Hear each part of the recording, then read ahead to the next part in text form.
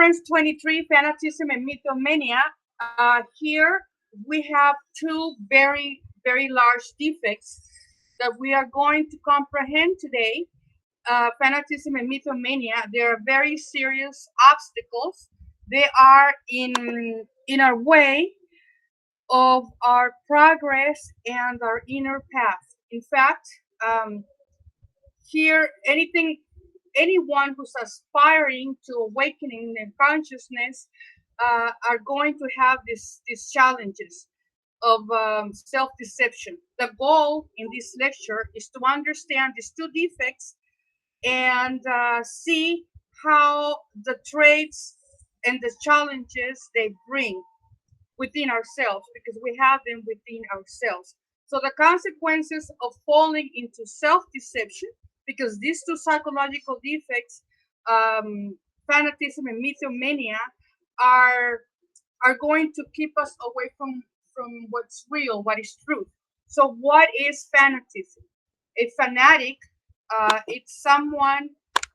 A fanatic is someone who shows excessive uh, passion or beliefs without proving or without verifying for himself or herself if what he's experimenting is true. It's somebody who has an excessive zeal or a passion for a belief. It's just a belief. So this defect can express itself in anything somebody strongly believes, somebody who has the urge to defend his belief with intensity and even aggression. The fanatic clings to he attaches, and doesn't want anyone to question it. It doesn't want or even to touch it. So someone challenges the belief or has even a different perspective of a fanatic, then the fanatic reacts with anger and rage, and sometimes even violence. Fanaticism makes us feel that we believe we are superior than others. We have an advantage over others, and just by believing, they believe their own lies so much they end up believing them themselves to follow them. So they are, like I said, more they're special, and they believe that they're already safe. So fanatism isn't limited to religion. Fanatism, we can find fanatism in sports, in football, basketball, a singer, an actress, somebody who fanatic seems to know anything and everything about what they're fanatic about. It may be a sport, maybe a person, like I said, a singer, an actress. But the more and the most dangerous one is religion.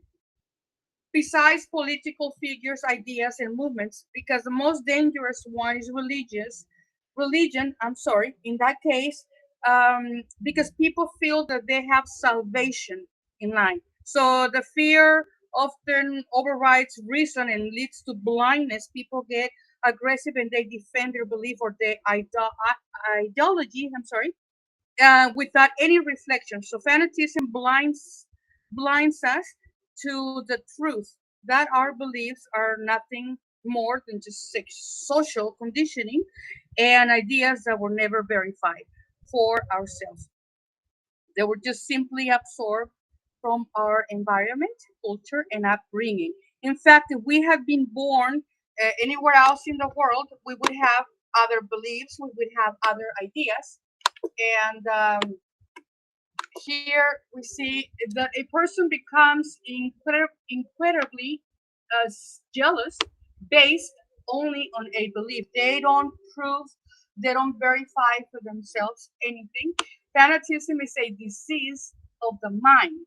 So it is a disease, and it leads us to believe that only by being a believer, we are already saved. So they don't question it, they just believe. So it's important to understand that fanatism exists on both sides, not only religious or spiritual, but also atheist, a non-believer. A religious fanatic, it's my blindly accept ideas about something that is holy or divine without even ever trying or bothering to prove. And they refuse to explore or even consider anything different, any other possibility or higher reality or any other spiritual experience. So they are trapped in the rigid belief systems, with no knowledge, no other spiritual experience. They don't experience anything, so they are just trapped in their own beliefs. So if somebody disagrees with them, especially when somebody challenged them, they happen to know everything. They happen to be total experts in their fanatism. They are experts in, they know points, commas, and details on whatever is it that they're fanatic about, because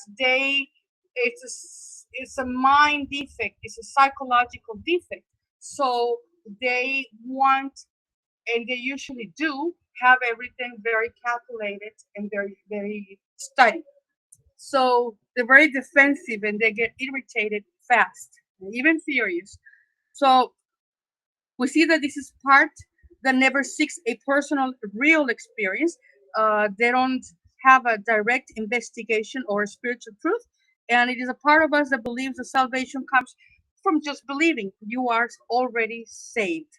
So it's just from belonging to a religion or believing in a specific made up God. So, in reality, salvation and inner transformation obviously comes from our conscious work and not from believing or um, just worshiping a made up God. So, once we understand what needs to be done to awaken our consciousness, two paths open before us: the path of the believer and the path of the practitioner. So, the path of the believer, here, as soon as we began to resonate with this teaching, our inner believer, inner fanatic, is going to try to push us towards the path of the believer. Unfortunately, that is the path the most people end up taking. The believer is someone who thinks that just by knowing, simply by knowing, uh, it is enough. And the moment that one begins to act, oh my God, I have a message, forgot to send this to. Anyways, already as a saint, but just believing.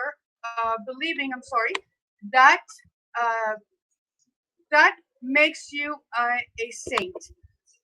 Just believing in your mind that there is a God and giving it a shape and form, it's um, it's already, you are going to achieve not only forgiveness, but you are going to achieve a perfect salvation, and you are going to most likely end up in some heaven, some made up heaven, and you are going to be saved, and you're gonna find angels and in some cloud.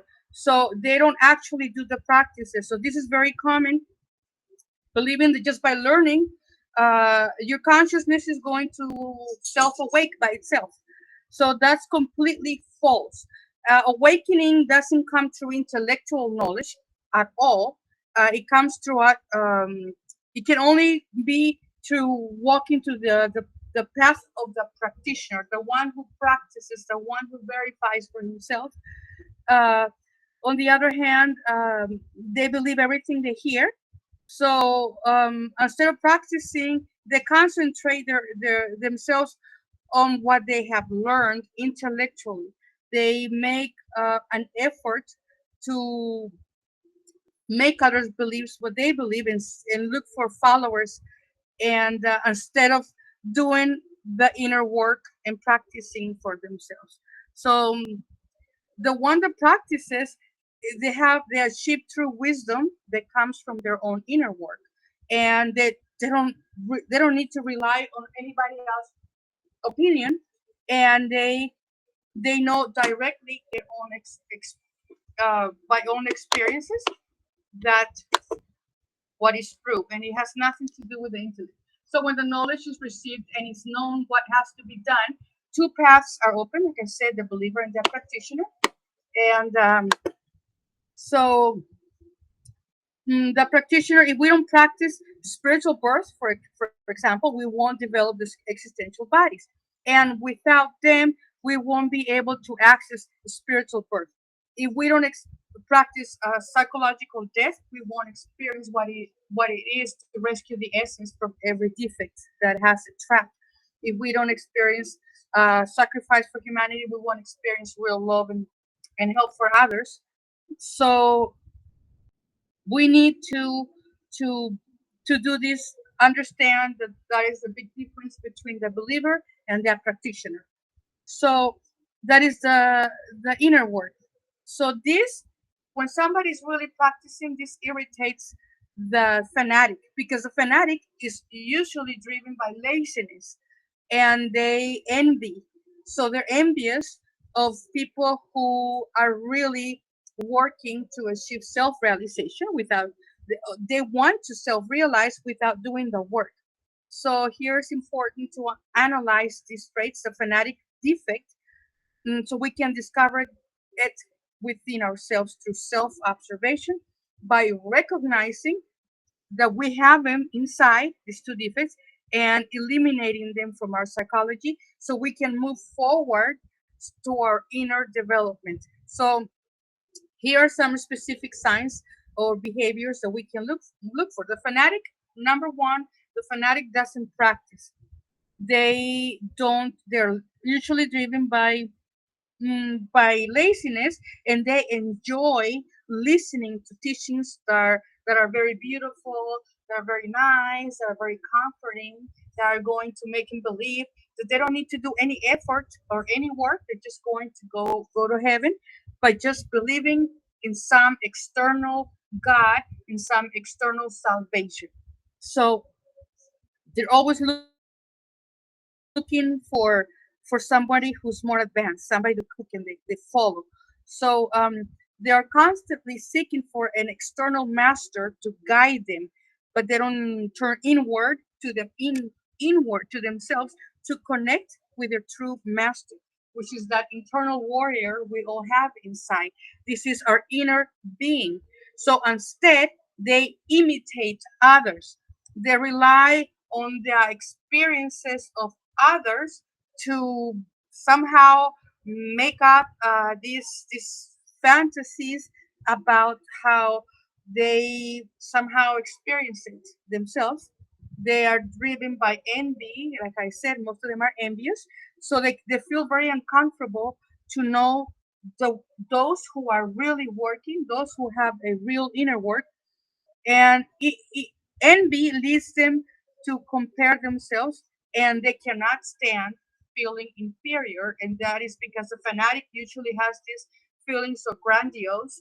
They have these feelings of being superior. So when somebody does has actual work, and they have the practitioner actually has achieved something, that makes it, that threats them, it's a threat to them to feel inferior, and they can't handle it. So that takes them to compare themselves. So the fanatic often steps in this. They try to discourage the motivation of others and take the strength of others. Ironically, the fanatic may even start labeling others as fanatics. It's ironic, but they start labeling others as fanatics when they're actually fanatics themselves. So here, if there's no psychological death, like I said, there's no liberation of the consciousness, and there is no if we don't practice sexual birth, we will not have our existential bodies. If we do not sacrifice for humanity, there is no love and no advancement. And if we do not practice, we cannot verify anything for ourselves. The practitioner demonstrates his understanding in his actions. They by proving, because he's practical. The fanatic becomes completely annoyed, like I said, and envious because he's moved usually by the defect of laziness and envy. Those are the two defects they're most driven by, and expects to self-realize without any actual work. Okay, so next we have um, does not one of some of the details are the fanatic does not like to practice. They are followers, and if when they are followers, they're very fanatics. They like to follow other people. They like to follow other people, and they are driven by envy, laziness, and fake feeling. They're tyrants, and by tyranny and mysticism.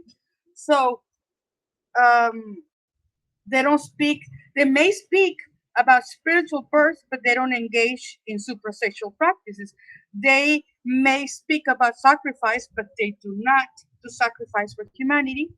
And they even speak about psychological death, but they obviously do not eliminate the defects. So, so although they tell others to practice, they do not practice themselves out of pure laziness.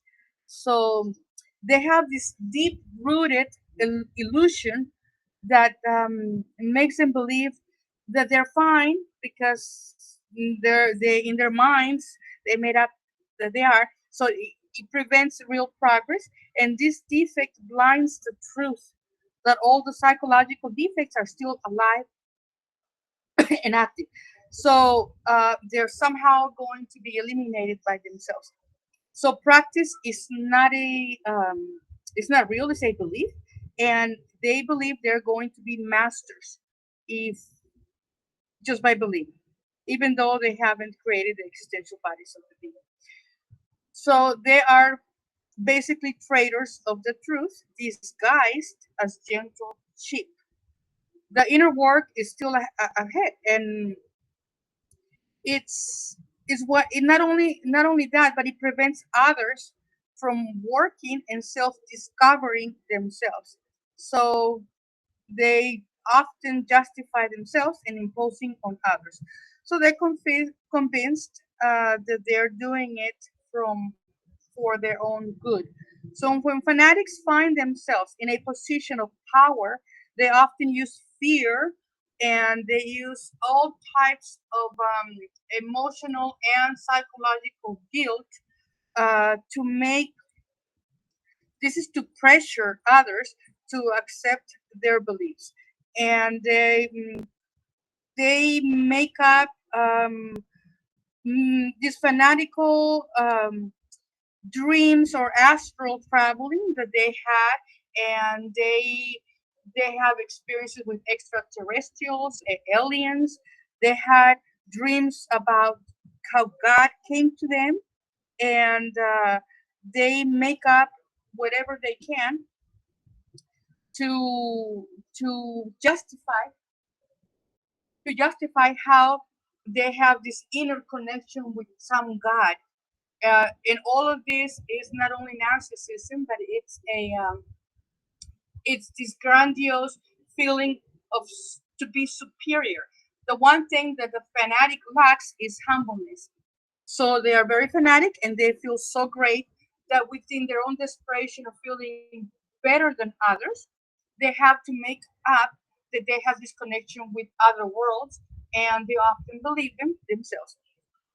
So this is why it's so important to study and eliminate the fanatic within us, so we can move forward to the path of self knowledge and inner work. So now let's move on to the other psychological defect, that is the mythomaniac. And the mythomaniac, this is surprisingly common, especially among those involved um, in very many different schools, because people after a few hallucinations or some weird astral experiences or even just dreams, they suddenly began to feel that overnight they are special. Overnight something happened to them, something wonderful, And after repeating the same lies enough times, then this person cannot tell the difference between reality and what is true.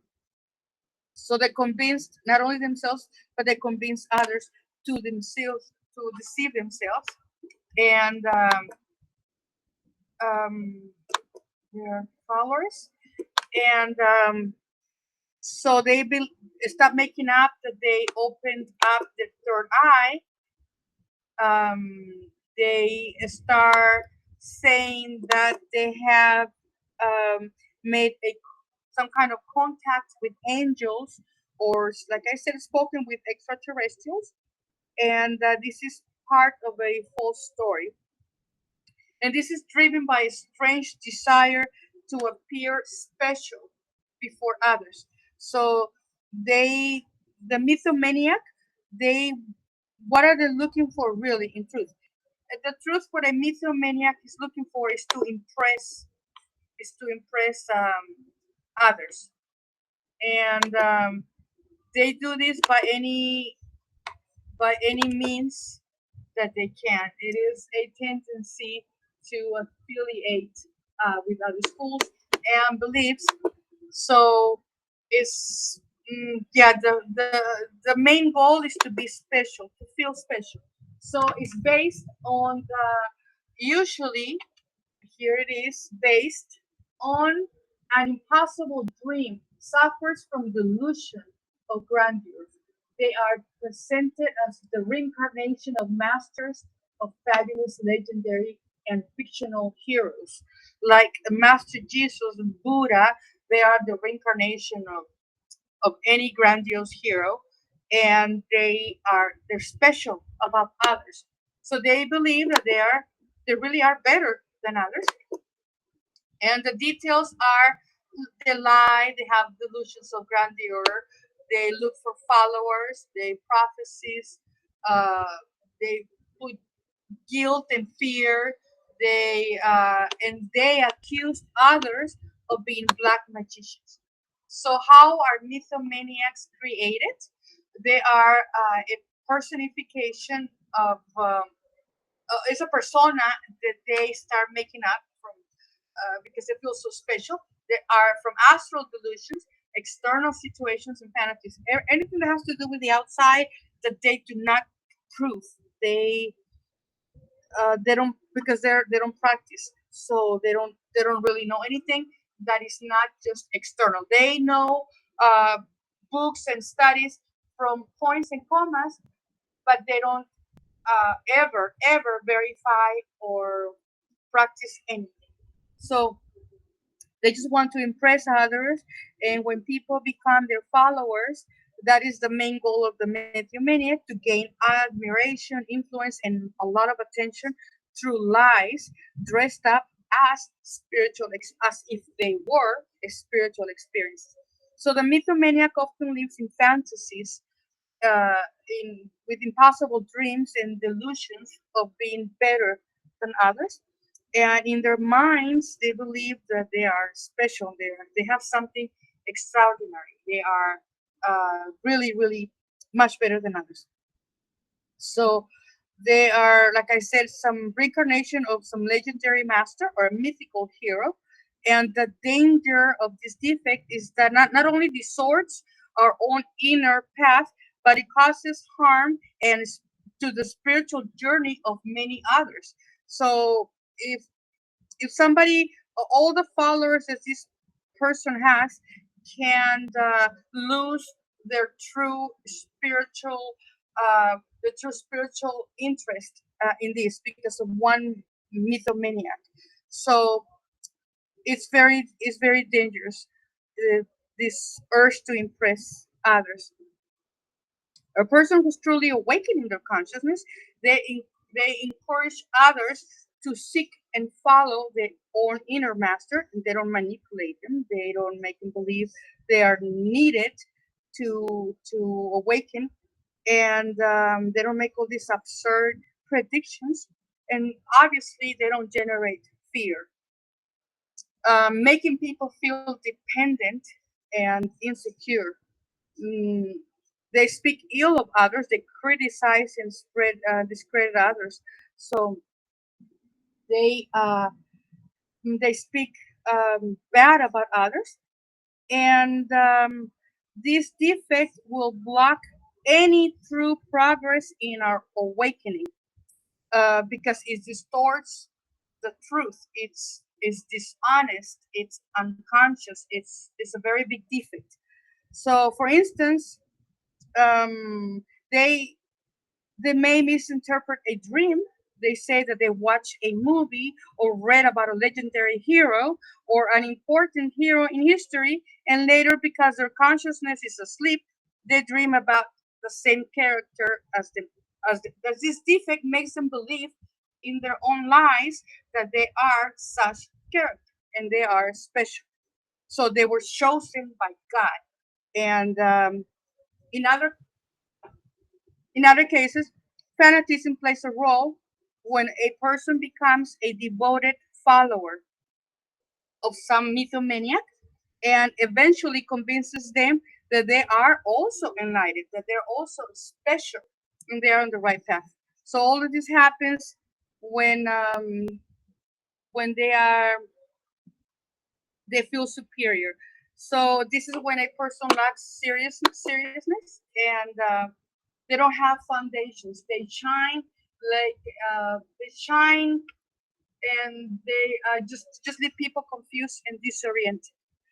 That's how they leave their followers. This is why this is so dangerous, um, and um, and this is uh, the annihilation annihilation of each of these infrahuman entities is um, is to liberate the essence. So the consequences of awakening um, can only be achieved through psychological death. There's no other way. And let's keep in mind that the worst form of self deception is when we begin to believe and feel that we are good. The minute you believe you are good, it is a lie. It is the biggest mistake that we can make. And um, that we are good or elevated or holy. So this is because the moment we believe this, we stop sensing the need for a truth change, and we lose that revolutionary impulse to awaken our consciousness, and we become stuck indefinitely in our own inner path. So I end up by saying this, that the worst mistake we can make is to believe that we are.